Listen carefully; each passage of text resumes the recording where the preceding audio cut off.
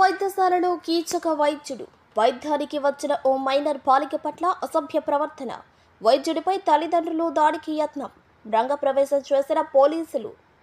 వైద్యు నారాయణ హరి అంటారు. అంటే వైద్యుడు దేవుడితో సమానం. కానీ అలాంటి వృత్తిలో ఉన్న ఓ వైద్యుడు వైద్యానికి వచ్చిన మైనర్ బాలిక పట్ల అసభ్యకరంగా ప్రవర్తించాడు.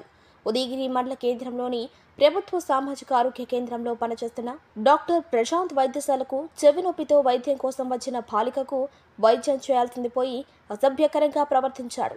ఈ విషయం బాలిక తల్లిదండ్రులకు చెప్పడంతో బాలిక బంధువులు తల్లిదండ్రులు డాక్టర్పై దాడికి యత్నం చేశారు.